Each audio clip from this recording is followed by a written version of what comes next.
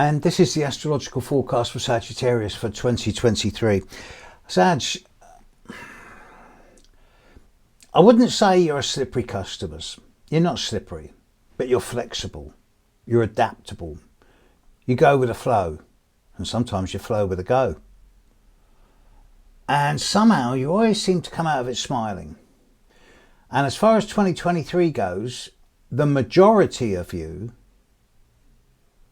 65–70% of you, are going to come out of it smiling.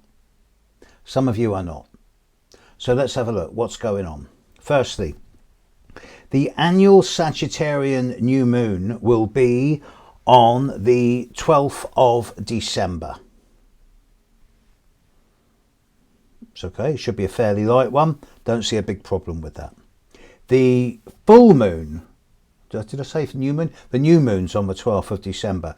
The Sagittarius full moon will be on the 4th of June. And again, that doesn't seem to be a particularly challenging full moon.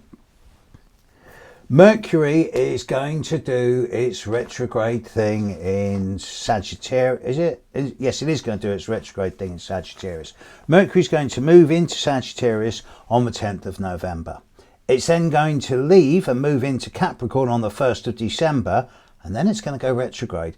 So it's going to nip back into Capricorn, out of Capricorn, back into Sagittarius on the 23rd of December, so it will end the year. So Mercury will be in Sagittarius from the 10th of November to the 1st of December, and then from the 23rd of December onwards for the rest of the year.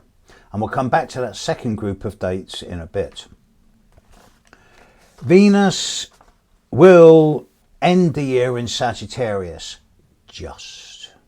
Venus will end the year at 2 degrees of Sagittarius. It moves into Sagittarius on the 29th of December. Not a big deal. I expect Venus to be a pretty sight in the sky by this time. Mars is going to move into Sagittarius on the 24th of November. And then he's going to stay there for the rest of the year. Now, Mars in Sagittarius is quite a comfortable energy. He likes being there. It's fun. It's not exactly subtle, tactful or diplomatic, but he's fun, bouncy, supercharged, very gung-ho, get up and go, full of drive and enthusiasm. And Mars in Sagittarius will be generally quite a nice position. There will be a square to Neptune, and that's going to occur towards the end of the year, in between the Christmas and New Year period, but that's not a big deal. Much more significantly will be the period in fact, there's two trigger points with Mars in Sagittarius. One of them will be the period towards the very end of the year. 26th, 27th, 28th, 29th of December. This is when Mercury will be getting ready to stand still in its retrograde phase through Sagittarius, just as Mars is moving forward in Sagittarius.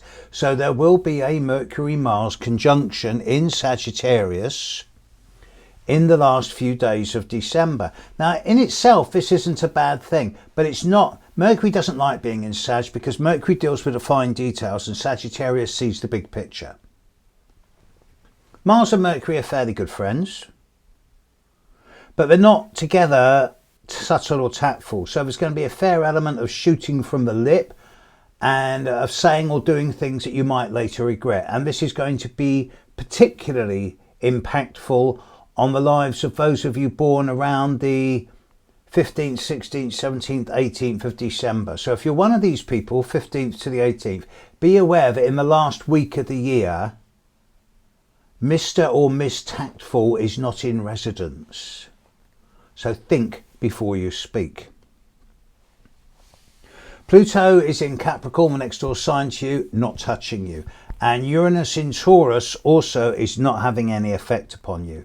Neptune is.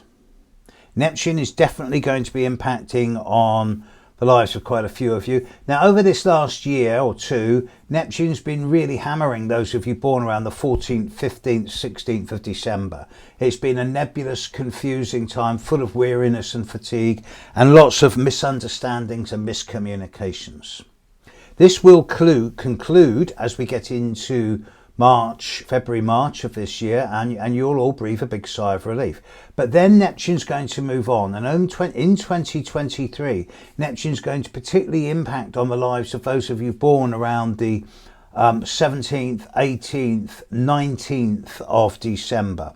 And if you're one of these people, then this coming year is not a year for signing long-term contracts, getting married, buying a big house on a big mortgage, making big changes in your life, because there's going to be a lot of potential for confusion and tiredness and weariness. And you'll wake up every so often, maybe once every couple of months, you'll wake up after 8 hours sleep and you'll think, oh, I'm exhausted.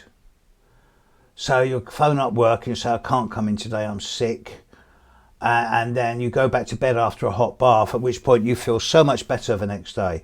And if you fight it, it will take you out for a week. But if you go with it, it will take you out for a day. You may be tempted to think you've got fibromyalgia or ME or something like that, some debilitating virus. It's Neptune. It's fatigue. It's not illness. Let your body dictate how fast you can go this year. Jupiter starts the year in Aries, and Jupiter loves Sagittarius. So all of you are going to have Jupiter trine your Sun between the 1st of January and something like the 16th of May. And yeah, that's nice enough. It should be fun. There'll be windows of opportunity for a degree of pleasure and joy. So the later you are in Sagittarius, the later it'll be towards April and May that this will hit you. But all of you will get a week between early January and mid-May where you feel as if, oh, things are actually not too bad, and there's one or two little nice opportunities around, and if you take them, you'll do fine. And if you don't take them, you lose nothing.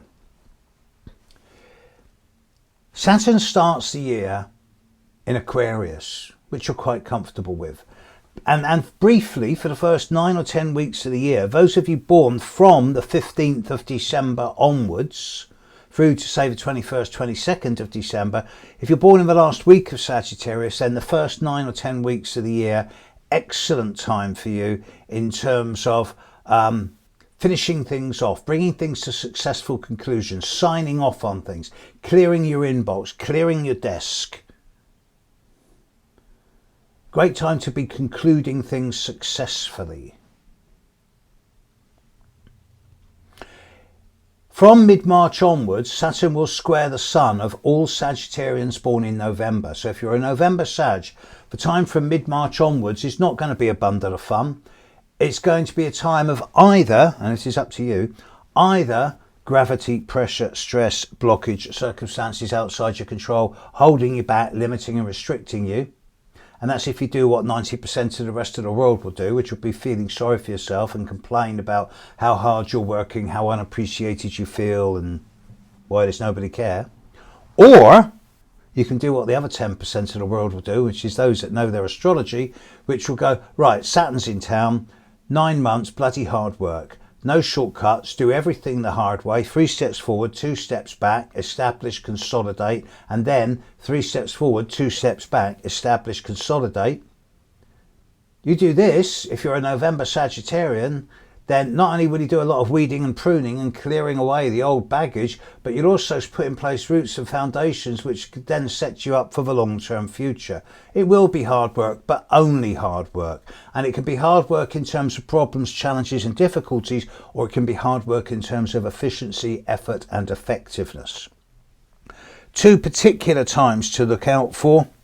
There's the one I've already mentioned, the period at the end of December when Mercury and Mars are together in Sagittarius, and that's where Mr. and Miss Subtlety is not at home for a week.